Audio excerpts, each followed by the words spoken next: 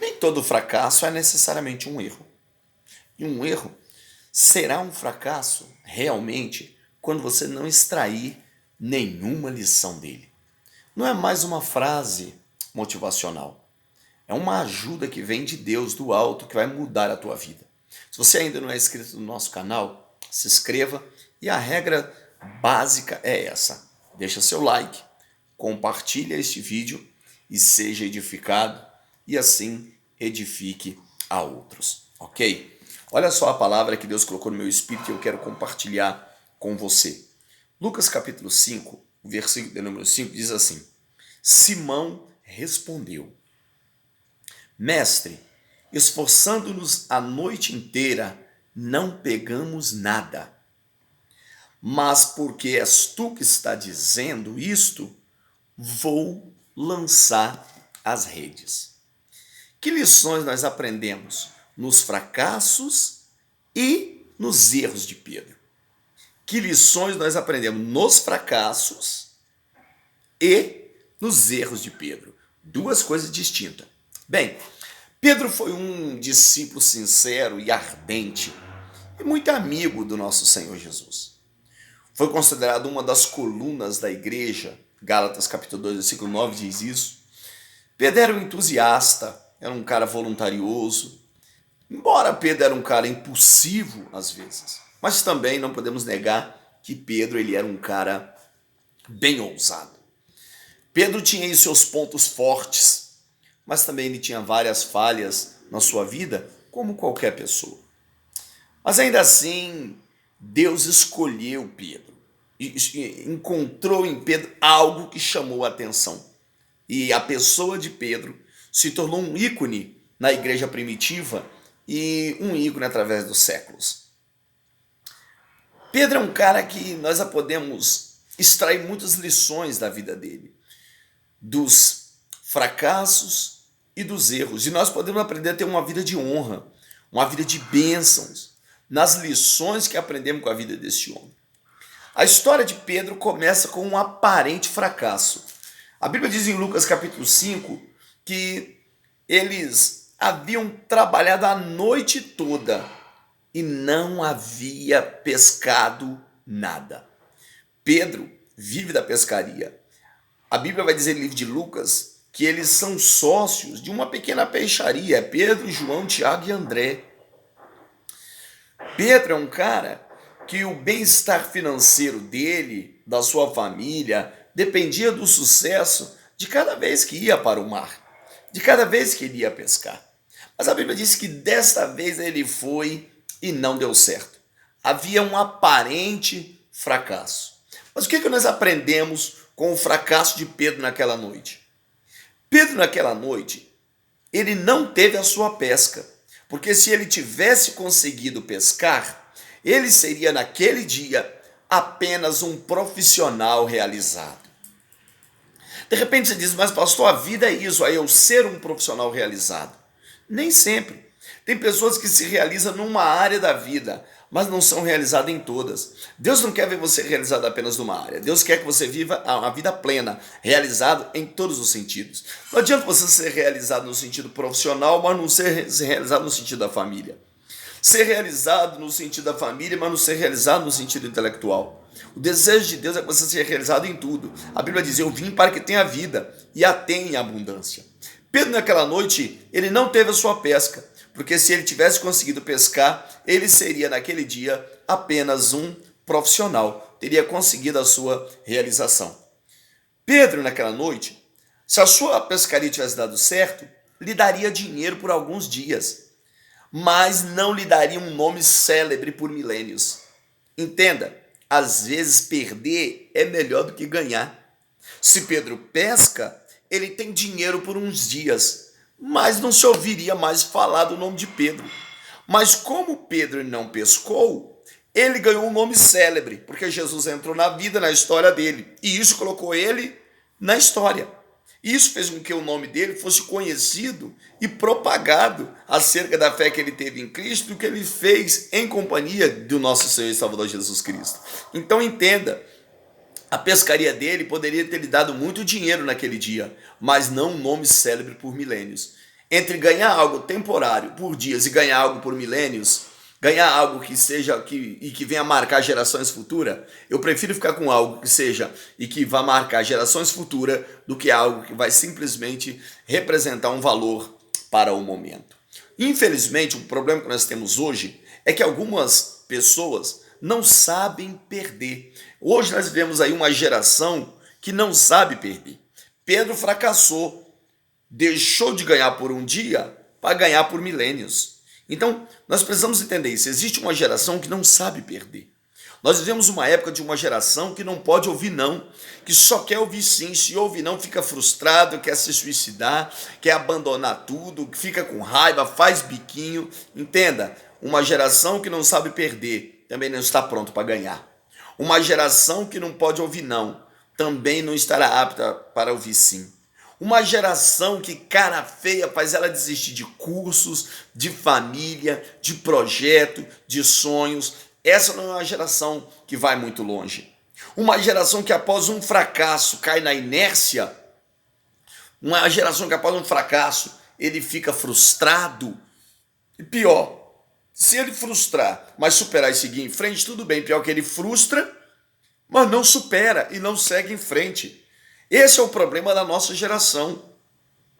Paulo, escrevendo em Filipenses, capítulo 3, versículo 13, ele diz assim: esquecendo-me das coisas que para trás ficaram, eu prossigo para o alvo, para o prêmio da soberana vocação.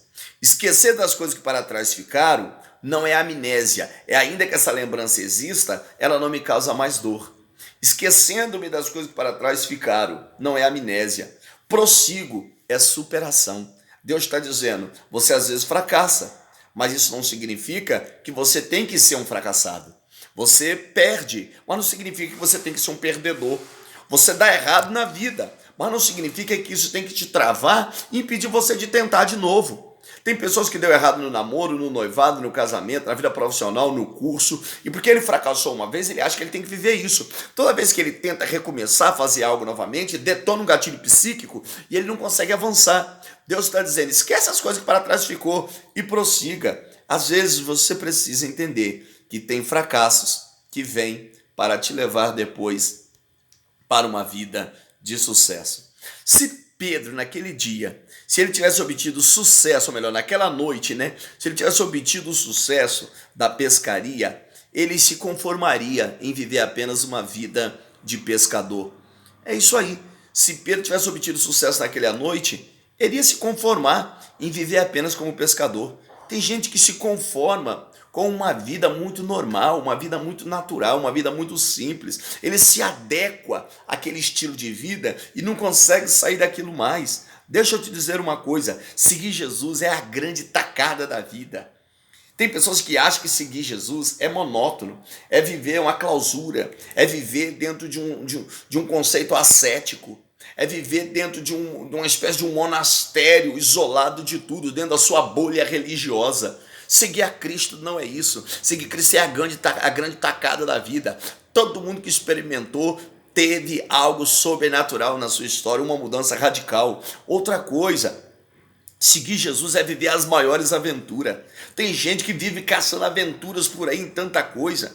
E deixa eu te dizer uma coisa, todo cristão tem uma experiência ímpar com Deus, porque viver Jesus, viver com Jesus, é viver aventuras todos os dias. O sucesso daquela noite, se Pedro tivesse pescado, colocaria ele na zona do conforto.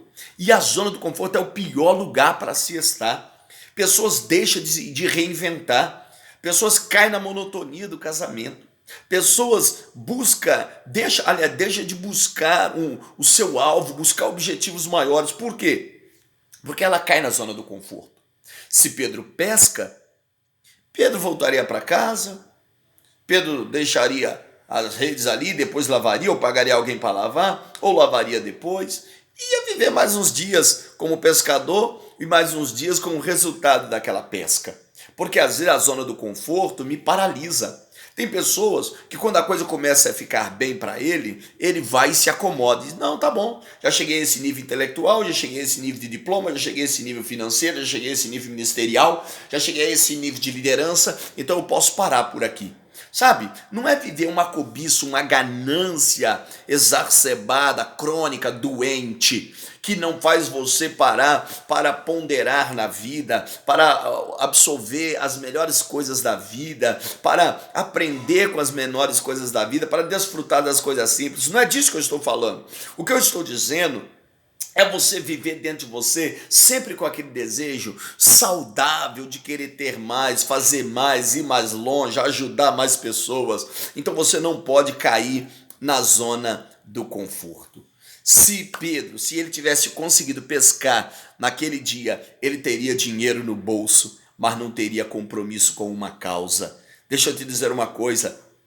Entenda isso daqui. Deus está procurando homens e mulheres que tenha compromisso, que esteja comprometido com a causa e não com o seu bolso. Deus te quer ocupado com almas e não com a sua conta bancária. Se seu compromisso for a causa, não faltará dinheiro em sua conta bancária. Entenda isso. Se Pedro tivesse conseguido pescar naquela noite, ele teria dinheiro no bolso, ele teria vendido seus peixes, teria dado certo, mas não teria compromisso com a causa. Mas porque ele deu errado, Jesus entrou no barco, entrou na vida dele e disse: vinde após mim, porque daqui para frente eu vou te dar uma causa pela qual vai valer a pena você lutar, uma causa pela qual vai valer a pena você viver, e uma causa pela qual vai valer a pena até você morrer. Porque Pedro não apenas viveu por esta causa, foi tão intrínseca o comprometimento dele com esta causa que ele estava pronto para morrer. Segundo a tradição, em Roma, sob o decreto do imperador Nero, Pedro não negou Jesus quando esteve diante de seus algozes. Pelo contrário, a tradição diz que ele foi crucificado de cabeça para baixo, porque não se achou digno de ser crucificado como seu mestre. Antes, Pedro, diante do sinédrio, ele foi capaz de negar Jesus apenas diante da inquisição, da fala por 3 vezes reiterada de algumas pessoas. Agora, diante da morte, Pedro não nega. Por quê? Porque Pedro não estava mais comprometido com o seu bolso. Pedro estava comprometido com uma causa. Quando eu me comprometo com a causa, eu não apenas estou pronto para viver por ela. Quando eu me comprometo com a causa, eu estou pronto para morrer por ela. Aleluia. E é isso que Deus está dizendo para você. Hoje nós temos muitas pessoas que estão comprometidas com o seu bolso, mas que não quer se comprometer com a causa. Nós temos pregadores, cantores gospel, nós temos os pastores famosinhos. Claro, nem todo famoso é assim. Nós temos aí muitos pastores, muitos profetas, muitos pregadores. Nós temos muitos cristãos dentro da igreja, anônimos dentro da igreja, mas que são pessoas que querem se comprometer com o bolso, se comprometer com o dinheiro, se comprometer com suas contas bancárias, mas não querem se comprometer com uma causa. Escute, pessoas comprometidas com a causa, elas ficam. E se elas forem, elas voltarão. Mas pessoas comprometidas com o seu bolso, elas traem e não voltam nunca mais. Lembra de Pedro e de Judas? Pedro, comprometido com a causa, teve uma hora que ele abandonou Jesus, negou Jesus, mas ele voltou. A Bíblia diz em João capítulo 20 que estando ele à beira do lago da Galileia, Jesus à beira do mar da Galileia, após a ressurreição, Pedro estava no barco, mas Jesus apareceu. Quando Jesus apareceu, ele pulou do barco e voltou, foi para perto de Jesus. Pessoas comprometidas com a causa ficam, mas se for, elas voltam. Mas pessoas comprometidas com o seu bolso, elas traem e não voltam mais. Pedro negou Jesus, Pedro traiu Jesus e vendeu Jesus por 30 moedas de prata, Judas vendeu Jesus por 30 moedas de prata. Por quê? Porque Judas não estava comprometido com a causa. Judas estava comprometido com o bolso. A minha pergunta para você é: o que te motiva a estar em Cristo? O que te motiva a estar na igreja? O que te motiva a ser a igreja? O que te motiva a estar no ministério? O que te motiva a cantar, pregar, compartilhar da sua fé com outros? Comprometa-se com a causa e o dono da causa cuidará de você. Aleluia. Eu acho engraçado, as pessoas falam sobre Saulo, que nasceu em Tarso, que era uma cidade muito famosa na região da Cilícia, que era uma cidade romana. Agora, por que Saulo foi para aquela cidade? Saulo ganhou uma cidadania romana porque nasceu ali. Agora, por que Saulo ganhou a cidadania romana? A cidadania romana naquela época não era fácil de se obter, não. Ou você comprava por um alto preço, ou só se você fosse nascido. Agora, aquela cidade antes não era uma cidade romana, passou a ser com o tempo. Só que quando chegou no ano 63 a.C., um general chamado Pompeu, ele concedeu aos cidadãos de Tarso a chamada cidadania honoris causa. Por quê? Porque os cidadãos de Tarso, eles expulsaram os piratas que tentaram tomar aquela região. E por ela ter se tornado uma região romana, os romanos foram lá e honraram, porque os cidadãos de Tarso estavam comprometidos com aquela causa. E deram a cidadania honoris causa. Provavelmente o avô de Saulo, o Paulo, esteve ali e foi honrado com essa cidadania. Isso passou para o pai e agora chega a Saulo, provavelmente. Então, assim, quando eu me comprometo com a causa, eu tenho a honra. Então, olha as lições que nós aprendemos a partir do comprometimento com a causa. Eu não saí aqui do foco de Pedro, eu só quis te dar uma lição na história do Saulo de Tarso. São as lições que nós aprendemos com o fracasso de Pedro. Então, nem todo fracasso é um erro. Tem fracasso que às vezes acontece e ele é importante, que vai mudar a história de uma pessoa de uma vez por todas. Agora, erros podem acontecer na vida. Pessoas podem tomar decisões erradas, atitudes precipitadas. Agora, esses erros só serão um fracasso se você não extrair uma lição legal dele. E aí nós vemos algumas lições a mais nos erros de Pedro. Por exemplo, Pedro, ele cometeu um erro. Ele negou Jesus antes, lembra? Lá em Jerusalém ele negou Jesus. Por 3 vezes. Quando ele foi chamado de volta para a presença do Senhor, João capítulo 20, por 3 vezes Jesus falou assim: Pedro, tu me amas? E por 3 vezes Pedro disse: eu te amo, Senhor. Por 2 vezes, na última ele disse: Senhor, tu sabes que te amo. E disse que Pedro chorou muito. Por que Pedro chorou muito? Porque assim como Pedro negou 3 vezes, quando Jesus vai inquirir ele por 3 vezes, Pedro entendeu que Jesus estava falando do erro que ele cometeu lá atrás. Jesus não estava lançando em face de Pedro o seu erro. Jesus estava dizendo: você tem um problema com o seu passado, você precisa consertar. Você precisa acertar um problema com o seu passado. Porque senão você não vai conseguir seguir em paz. Então, assim como Pedro negou 3 vezes, Jesus pergunta 3 vezes. Jesus estava dizendo com isso: Pedro, você errou lá atrás. Agora, você não pode cometer o mesmo erro 2 vezes, Pedro. Porque na segunda vez não é erro, é escolha. Pedro na primeira vez errou.